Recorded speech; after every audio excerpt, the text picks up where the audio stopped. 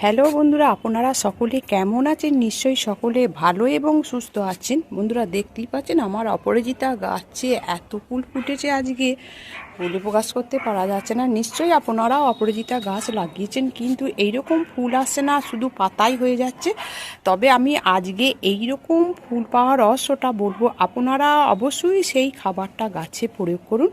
সেই খাবারটা হচ্ছে বন্ধুরা, আপনারা প্রতি সপ্তাহে 1 চামচ হাড়ের গুঁড়ো, 1 চামচ কলার খোসা গুঁড়ো বা কলার খোসা শুকিয়ে ছোট ছোট করে কিছুটা পরিমাণ আপনারা মাটি খুঁড়ে গাছের গোড়ায় দিয়ে দেবেন।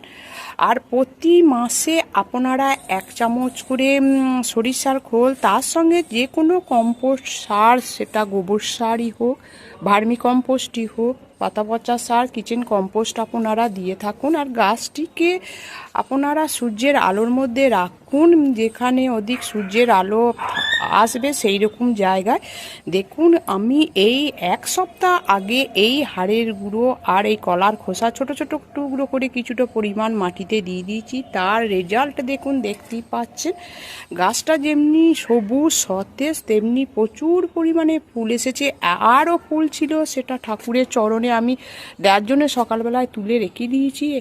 এইটা হচ্ছে হাইব্রিড। দেখুন অপরাজিতা কত ভালো লাগে না দেখতে। এই হাইব্রিড অপরাজিতাগুলো যেমনি বড় আর থোপা টাইপের।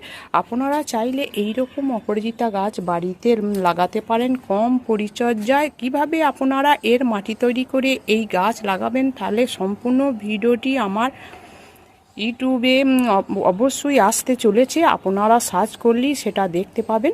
তাই ভিডিওটি ভালো লাগলে প্রচুর প্রচুর লাইক করবেন, কমেন্ট করবেন এবং সাবস্ক্রাইব করে আমার সবুজ বিলা ইউটিউব চ্যানেলের পাশে থাকবেন।